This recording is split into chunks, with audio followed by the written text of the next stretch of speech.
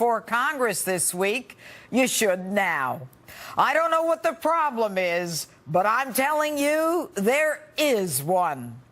When Russia sells 20% of America's uranium, when the Clinton Foundation gets $145 million, when Bill gets a $500,000 speaking fee from the Kremlin-connected company financing the deal, when Buddy Barack allows Bill to meet with the head of the Russian Nuclear Energy Commission, and the Obama administration's Committee on Foreign Investment approves the sale, tone deaf to the concerns of Republican national security experts. No surprise, 7 of the 9 CFIUS members who approved the sale are connected to the Clinton Foundation. There's a problem, folks, and that problem needs to be investigated. So what's the problem? Why isn't this in front of a grand jury? Why no special counsel? Why is it so difficult for Jeff Sessions to answer a straight question? Why does it appear he's not even clear on whether and what he's recused from? Take a look. Do you have the authority today, subject to your recusal, to appoint a special counsel to investigate the Uranium One matter? I believe I do. Do you have the authority to appoint a special counsel to investigate the Fusion GPS dossier? I don't believe that I should be talking about and evaluating cases here today. So if I'm not recused, I have the authority, yes, and the duty and the responsibility to make that decision. And why does it take him months to respond to a congressional oversight committee? His response wouldn't even need to be made public. But my concern is we sent you a letter 3.5 months ago asking for a second special counsel. And if you're now just considering it, what's it going to take to get a special counsel? It will take a factual basis that meets the standards of the appointment of a special counsel. Factual basis? Okay, let's try a different angle. The Clinton campaign and the DNC, which we now know were one and the same, much to Bernie's detriment, and the FBI all pay the author of a fake dossier to muddy up Donald Trump, your president, who appointed you, Mr. Attorney General, which dossier was presumably used by Jim Comey once he dropped it on the president's desk as the basis for a FISA application that could then be used to surveil Americans associated with Trump, which Americans were then illegally unmasked by the 17 intelligence agencies who themselves were suddenly unmasked, thus creating a kangaroo third world justice system where money, power, and the FBI are joined at the hip. And if that isn't worth looking at, then I'm from Mars. And if you did watch that hearing, did you even get a straight answer from the Attorney General? Does he even know the parameters of his own recusal? So how and when are we going to get answers? We already know it takes years for Congress to get responses. Predictions are that the release of Hillary's State Department and Benghazi emails won't be completed until 2020. Now, that's no way to run a government. But it's a real way to hide the truth, or at least cut the guilty a break. It's no wonder the Congress's approval rating is 15%, its disapproval 74%. So what needs to be done? In a few minutes, you'll hear from 2 congressmen determined to get answers. They believe they can successfully and in a timely fashion investigate and get answers. They will subpoena witnesses, bring people in to do depositions, ask for documents, do public hearings.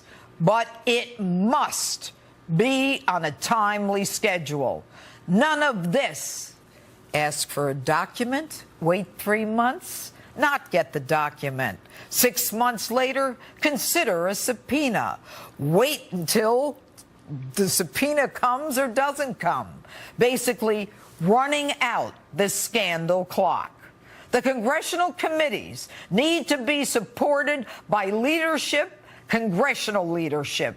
That means Paul Ryan, Kevin McCarthy, Mitch McConnell. They need to buck up take responsibility and get everyone on board.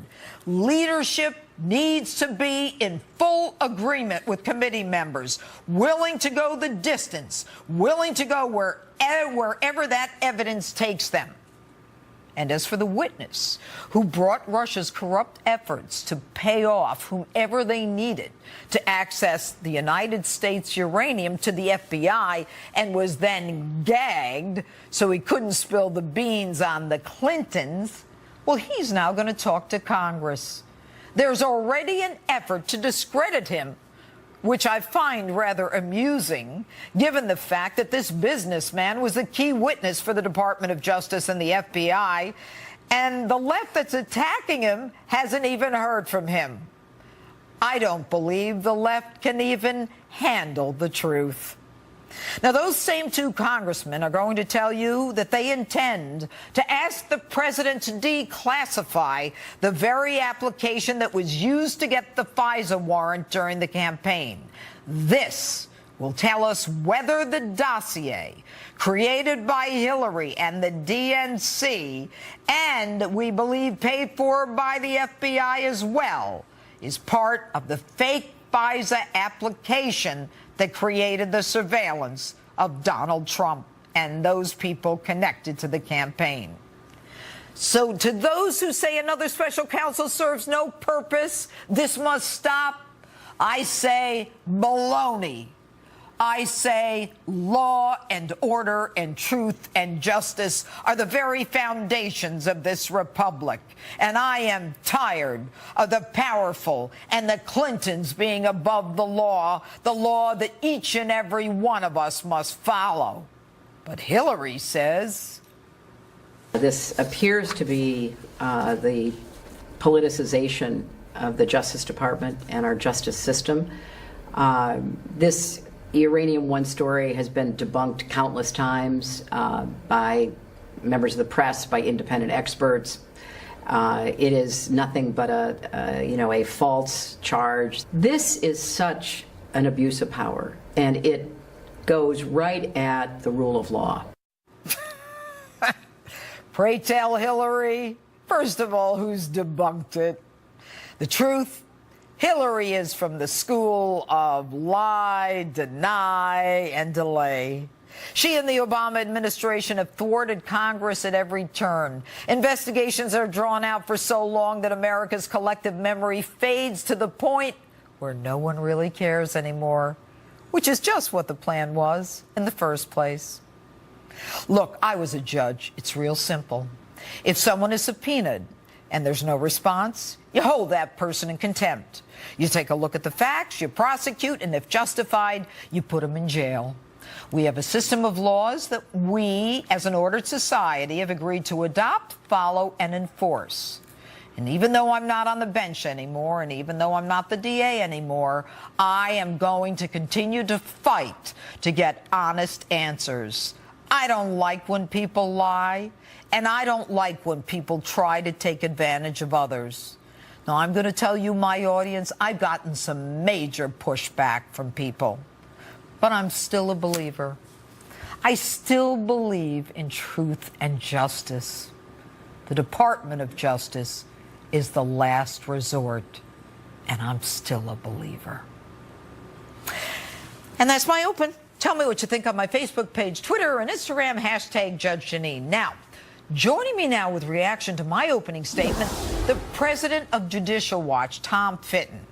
Okay, Tom, I believe that you have even more power than Congress. You have pried loose documents that even Congress can't get a hold of. And in fact, you, Tom, and I just want to take a second so my viewers understand who you are and what you've done.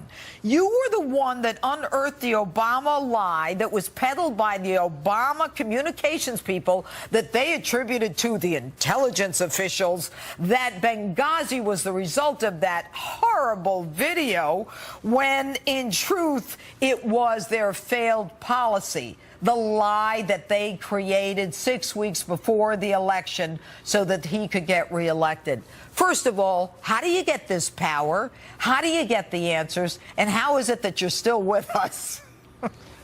Well, it's simple. We ask the questions, and when we don't get answers under the law, we go to court. Our attorneys go to court. On Benghazi, we went to court. We got that document that showed the big lie out of the White House about the Benghazi terrorist attack, and that led to the creation of the Select Committee. And that same area of litigation about Benghazi uncovered the Clinton emails, because they were hiding those emails from us in that litigation. So it's amazing what happens when you're willing to go to court and ask these questions. And Congress had 5 committees looking at these issues, and they couldn't figure it out. And frankly, even after the Select Committee was set up, we were still getting documents the Select Committee couldn't get. Yeah, but what's amazing, Tom, is here you are. I mean, you're with Judicial Watch. You're looking at thousands. I've been reading about you. You're looking at thousands of documents, and you say, no, wait a minute. Under freedom of information, we got this, that, and the other thing, but there's no communications to and from Hillary. There's got to be a way that she's communicating with people, and then you realize she's working on a non-state.gov server. And but for you, I'm not sure we would even know what she was doing, and that all led to the American people believing she was untrustworthy, and some would even say to her not winning for president. You, Tom Fitton.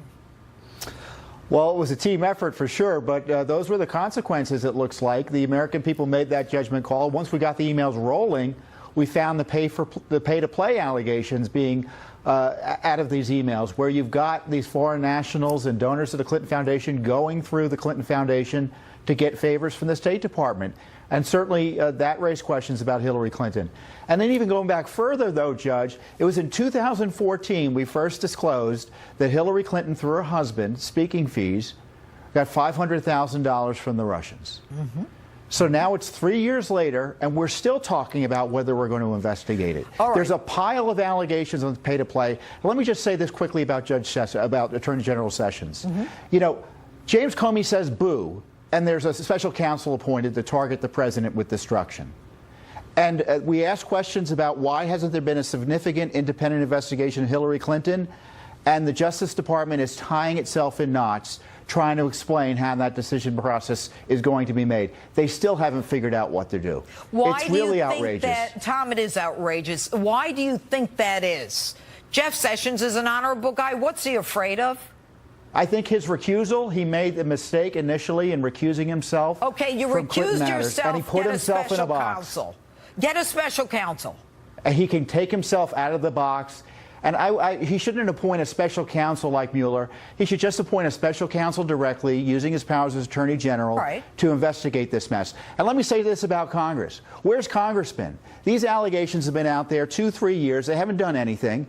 And they can enforce their subpoenas on their own. And they, frankly, can get a select committee and appoint their own special counsel, a la Watergate, to figure out what went on with these scandals during the Obama administration and Hillary Clinton.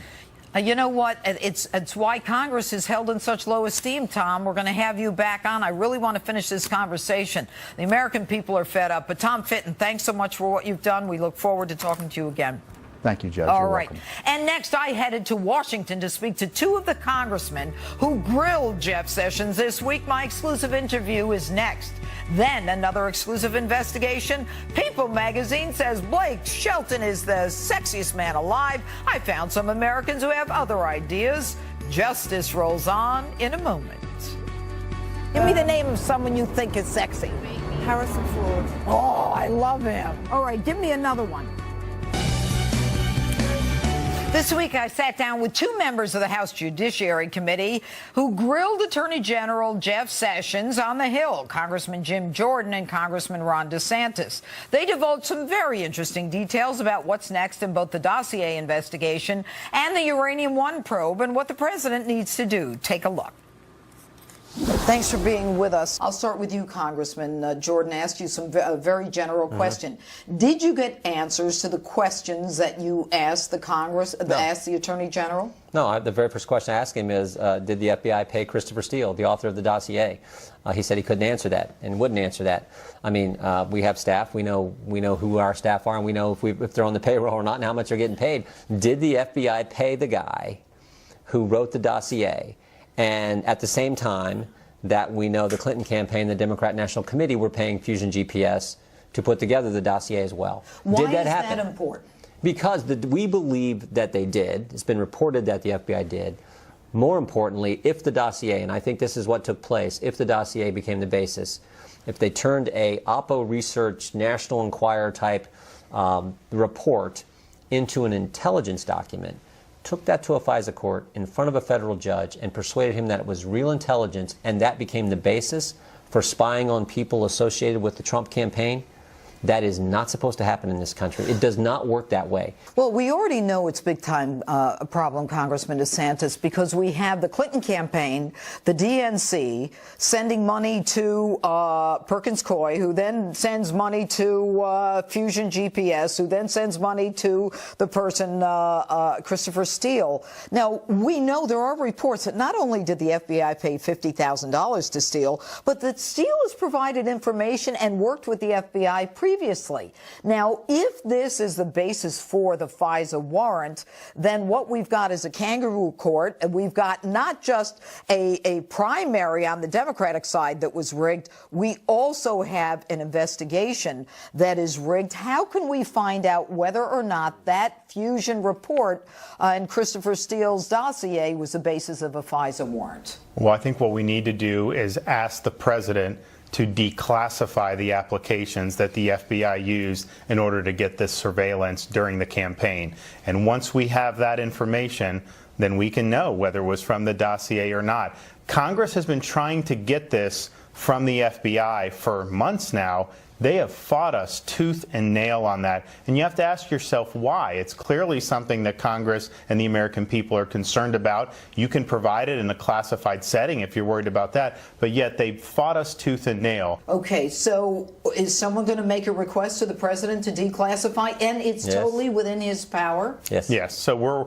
working. We want to find a committee, maybe oversight, maybe judiciary, who's willing to get the members on board and then send the letter from the committee to the president. I think it will work. Don't you think it's curious, Congressman Jordan, that, you know, on the one hand, you have Jim Comey as the head of the FBI. He's running out saying, you know, Hillary Clinton, I'm investigating her today, and I'm closing this investigation. I'm starting a new investigation. I'm closing that one. She's not guilty. Yeah. And then all of a sudden, they can't tell us whether or not, you know, they paid $50,000 to an individual who created a dossier we know about. It took the head of the Intelligence Committee, the Speaker of the House, saying turn over the records before we could learn that the DNC and the Clinton campaign, which frankly are one and the same, we learned they were paying for the dossier. They were paying Fusion GPS. They weren't going to tell us that, and that, oh, they were going to subpoena bank records. Suddenly, they find the Lord and give us that information. So Ron's exactly right. If we can, a letter to the president, say declassified. Let's let American people know if in fact this took place. If it did take place, then we've got a false narrative created to not only destroy Donald Trump, but then we've got the FBI and the Democratic National Committee in cahoots so that they could destroy a Republican candidate for president. That's the kind of headline that this country has never seen. And you have to ask yourself, why would the FBI have paid Steele if he was already compiling this for the Democrats? And I think one reason they may have, if they used it for the FISA, is they wanted to provide the FISA court with a cloak of respectability for the information. And Judge, in support of that theory, think about what Comey did on January 6, 2017, when they went to the Trump Tower and met with President-elect Trump, briefed him on the intelligence situation, and then everyone leaves the room and Mr. Comey talks to him about the dossier. That gave the dossier legitimacy as well, because remember, all the press had this document. No one would print it because this is National Enquirer baloney. No one would print it. But now, to Ron's point, the FBI director took the time to have a special meeting with the president-elect to brief him on this dossier, and suddenly it gets leaked real quick after that meeting. Someone leaked it, and now it has respectability because the FBI director was important enough to talk to the president-elect. That is a big concern, and it fits right in with the theory that Congressman DeSantis just talked about. And isn't it interesting that Jim Comey is such an important player in all of this? Sure is. You know, that we know that he has admitted to leaking things to a friend to go to the New York Times to seek a special counsel, and you know, and then we find out that the Attorney General has these 27 active investigations into leakers. But let me back up a little bit. After the hearing, and I'll start with you, Congressman DeSantis. Did you get a straight answer as to whether or not the Attorney General has recused himself regarding Uranium One? We didn't, and I had already. You did not? No, we did not. I had always assumed that he was recused because when he was confirmed by the Senate, his confirmation hearings, he told Senator Grassley of the Clinton matters, including the foundation. There hasn't been an official recusal, I don't think. So I'm not clear whether he's recused, but it makes a difference because if he doesn't think he needs to be recused, then you don't necessarily need a special counsel. Let me read this to you. This is a statement on his recusal at the confirmation hearing. He says, I have decided to recuse myself from any existing or future investigations of any matters related in any way to campaigns for President of the United States. I have taken no actions regarding any such matters to the extent they exist. That has nothing to do with Uranium One. That has everything to do with the campaign. And yet, Congressman Jordan, when he was asked by you and Congressman Gates, it seemed that he didn't know whether he was or wasn't recused. Yeah, Did you get a straight answer? Congressman Gates asked him specifically twice. Early in the questioning, the Attorney General indicated that he was not recused, had not recused himself from anything to deal with Uranium One. Later in the questioning, he says he wasn't sure. So I'm not exactly sure if the Attorney General knows the parameters of the recusal and what those all entail. And what he said in previous testimony, like in front of the United States Senate, I think he indicated in front of the United States Senate that things that deal with the Clinton Foundation, he felt he was recused from. So we're not sure where the line is. Again, all this underscores the fact. Do you guys have the authority to call in all of those members of CFIUS who, according to my investigation, 7 of the 9 of them who approved the Uranium One deal had connections to the Clinton Foundation, to find out, put them under oath and find out what exactly their connections were to the foundation and whether they made any money off that foundation? We have subpoena power. Yeah, sure. I think what we need to do, though, is we need to get all the documents from the informant. We need to subject him to a lot of questioning. A lot of that will be done outside of public view. We'll be with Congressman Jordan, myself, staff members, so that we're building the factual record. And then based off that, I mean, you know, Judge, you did this, figuring out who else we need to talk to. So I think some of those main principles I think are very relevant, but I think that would be towards the end once we have facts, because as you know, some of these folks, if they come and testify under oath, they're very slippery, and you got to have the facts to be able to confront them with. Otherwise, they'll say, well, I don't know this, so we don't want to let them do that. So we got a lot of work with the informant and that information, but yes, we can subpoena people. This is not about getting back the other party. That should be the furthest thing. This is about equal treatment under the rule of law, plain and simple. My thanks again to Congressman Jordan and DeSantis for that exclusive interview. Street Justice is still ahead, and up next, the power panel is back and we're loaded. Matt Slapp, Chris Hahn, ready to go at it, and I may have a little something to say myself. Justice rolls on in a moment. Of the Irish Republican movement as it shifted from war with the UK to peace. He was denounced as a terrorist by some and hailed as a peacemaker by others. Adams was key to the peace process that led to the 1998 Good Friday Agreement and the formation of the power-sharing government in Northern Ireland. A co-founder of Australian hard rock group AC/DC has died. The death of Malcolm Young was announced on the group's official Facebook page. A statement says Young died peacefully with his family by his side. Young co-founded AC/DC with his brother Angus. The group entertained for more than 40 years, selling over 200 million albums. He had suffered with dementia since 2014. Malcolm Young was 64 years old. I'm Anita Vogel. Now back to Justice with Judge Jeanine.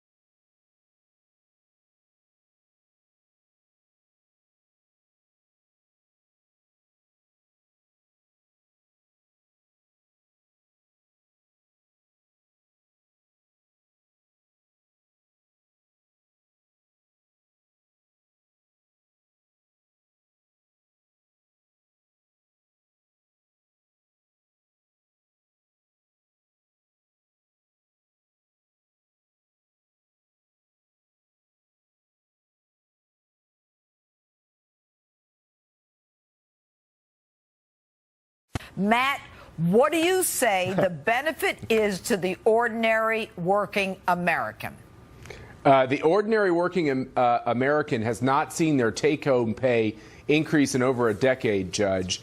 And so what the hope is with this tax plan, and the crown jewel of it, is to allow investors to invest into private enterprises, into their companies, to grow economic prospects so that more middle-class Americans have job prospects, they can get a better job, they can get a promotion at work, and we will do that by making America's income tax rate for corporations competitive once again with the globe. Stop. Let me see if I get it.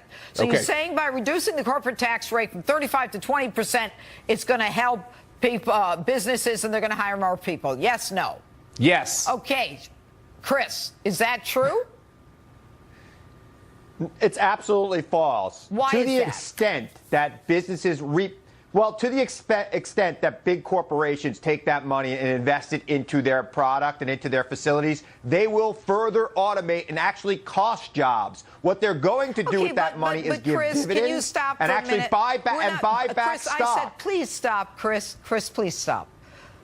It's not big corporations that we're talking about. Small businesses we're talking about. That is the vast majority of Americans. We're talking about mom and pop stores. We're talking about businesses. Yeah. You can talk about Exxon and Mobil. Wait a minute, Chris. Come on. Yeah. I want to have a real conversation tonight. My viewers deserve that. Okay. If business, if I have a plumber, if my electrician, if this guy is able to pay less in corporate taxes, isn't it better for him? Yes, but this bill doesn't do that for him because most of those people are S-corps, which are pass-throughs right onto their regular personal income taxes, and most of them will see their taxes rise. Calling this a middle-class tax increase is as big a lie as if you like your plan, you can keep your plan. Oh, so this now will be Paul Ryan's Waterloo and Mitch McConnell's Waterloo, and if Donald Trump is not careful, it'll be his Waterloo. Okay, thanks, but you weren't willing to say that. That's why I don't want to be political now. This is about American money. I'm not. All right, Matt, what's your response to that? So look, this is just an obvious thing. Even there's even a lot of Democrats who've been pushing reducing the corporate income tax because America has one of the highest corporate income taxes on the globe. We know. So it's got to go down. But who does it help? So let's go to the second piece of this, these small businesses that Chris was talking about, these pass-through entities that pay their income in their business, but they get to pay the tax rate as an individual. Right. That gets reduced to 25% in the House plan. There's a different plan in the Senate, but only 30% of their income, to make it more complicated, goes through the 25% rate. So Chris has a point that for small business people, they don't get as big of a tax cut as the big corporations, which gives people a talking point on that. But still, small businesses could come out with lower taxes as well in this bill. All right, so that goes to Chris. All right, but let's talk about decreasing the mortgage deduction. All right, so they're decreasing the mortgage deduction, and in states like New York, New Jersey, California, some of the tax rates and what we pay in real estate taxes, state and local taxes, I mean, they're telling the states, you caused the problem, you eat it. Should we have to eat it, Chris? Right. You live in New York. Absolutely. Look, this is the economic engine of the country, and there are higher taxes here, yes. And I think something needs to be done about that. How about New Jersey? But it is. New York, the Northeast is the economic engine of the country. California? So is California. What's their excuse? There's a lot of economic There's a lot of economic activity in these states, and they send more money to Washington than they get back. And look, if you want to do something about the state and local deduction, you phase it in over 20 years so that they have time to adjust. But doing it this way is going to raise taxes on a lot of small businesses we were just talking about. They're going to lose very popular deductions, and that's not going to be good for working men and women across this country. I'm not going to be slighted as a Kansan because I think we do a lot of economic work out there too. But I agree with Chris that when you take away a big deduction, stop it, Chris. When you take away a big deduction, really, let's be honest, that's the same thing as a tax increase. So the problem is, if you come from a big tax state like New Jersey, like New York, like California, even if you're a conservative living in those states, you're going to have a big tax increase due to no fault of your own, simply because you don't get to write off those taxes in a sense. That's a problem. All right. It's a big problem. Matt Schlapp, Chris Hahn, thanks for being with us. Okay. And now sexy street justice still ahead, and Ben Shapiro is next. He's a great guest. Don't go away.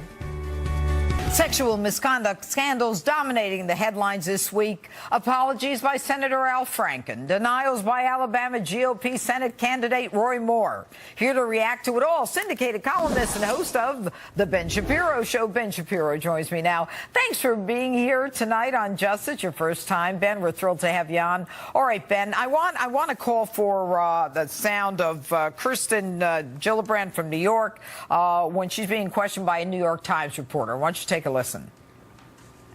Is it your view that President Clinton should have stepped down at that time, given the allegations? Yes, I think that is the appropriate response. Don't you think it's rather interesting that within 10 months, where Senator Gillibrand from New York is like, Hillary Clinton is a role model for women, we love her, she's great, and she's going to drag along her hubby Bill, and then all of a sudden, yeah, that guy should have resigned. Besides being a hypocrite, isn't she opportunistic, and should people feel comfortable with her as a United States senator?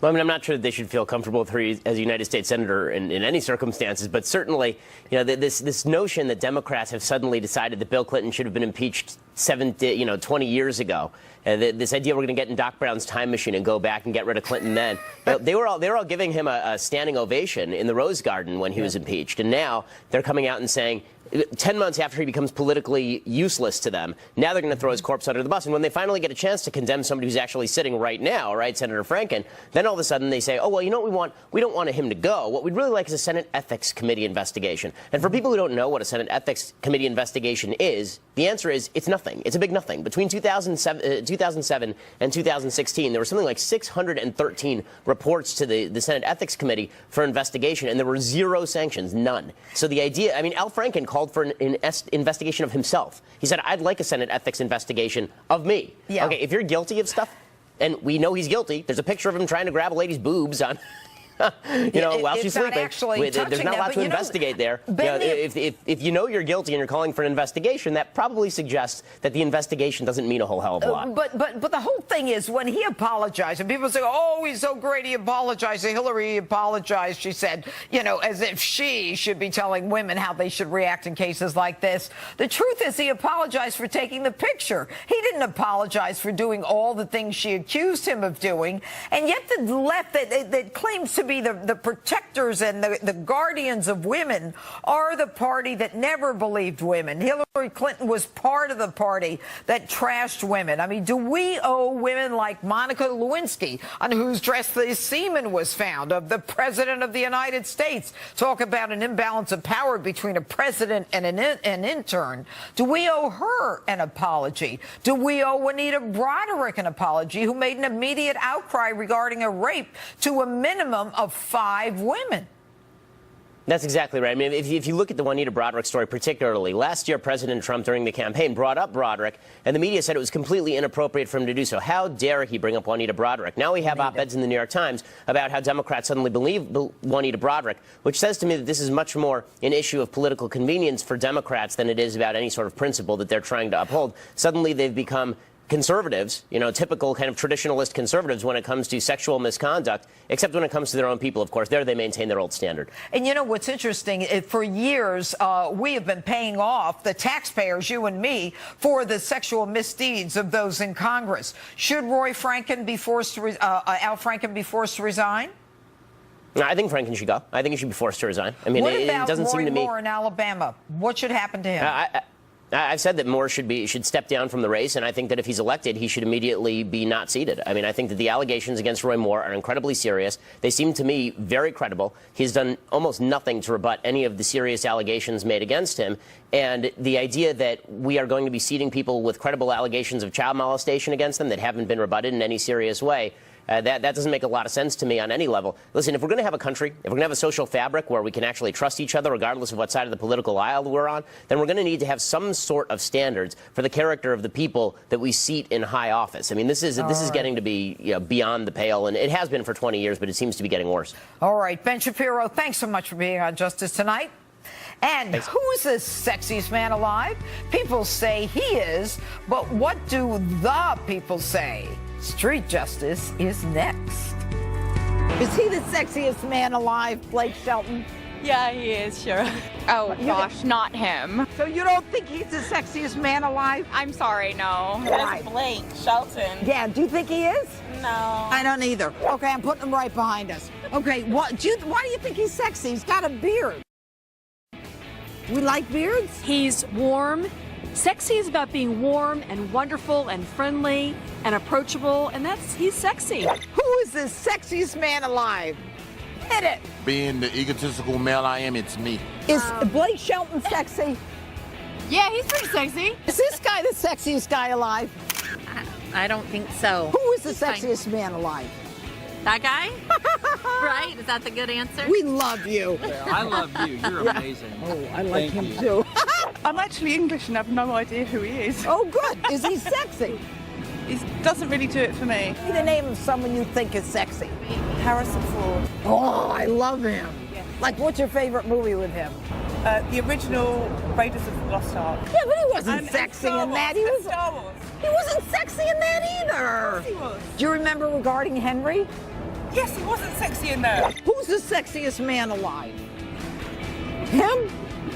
I was gonna say me, but So why do you think you're the sexiest man alive? I don't know. Just got the good looks. Well, what do you think of Blake? Blake, who's Blake? Who do you think is the sexiest man alive? Oh, God, I don't know. Think of it. Beyonce. Beyonce. She's not a man. She's a girl. Beyonce. Oh, your fiance. Oh, tell him you're on television. I'm on TV, babe. Yeah, babes. All right, give me another one. Who's sexy? Yeah. Oh, gosh. Jimmy Buffett. Jimmy Buffett. Yeah, look how handsome that man is. Who's that? That's my bodyguard. That's your bodyguard? Look how handsome he that's is. Frank. Frank. You're sexier than him? Yeah. Are you sexier than him? Yeah. Who's the sexiest man alive? No, he doesn't look sexy. I'm the sexiest man alive. You're another one. Why do all men think they're the sexiest guy alive? Can you think of a politician who's sexy? Prime Minister of Canada. What's his name? Oh, yeah, he's kind of cute. Yeah. Yeah, but can you think of an American politician who's sexy? No. Not really. It's like an oxymoron, an American sexy politician. Any politician? No. No, they're not good looking. Who's a sexy politician? Obama. Who is the sexiest man alive? Well, me, of course. Why does every guy say they are the sexiest guy? Can you think of a politician who's sexy? An American politician? No. What do you think that is? No one can think of one. Yeah, they only let you down, so you just can't hope in them anymore. We'll be right back. I take pictures of